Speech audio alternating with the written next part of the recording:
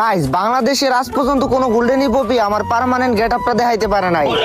তো গাইস, এখন আমরা বাংলাদেশের একমাত্র ডায়মন্ড কিং জিসান ভাই ওয়াইড রেয়ার দিমু, দেখি সে আমার পার্মানেন্ট গেটআপটা দেখাইতে পারে কিনা।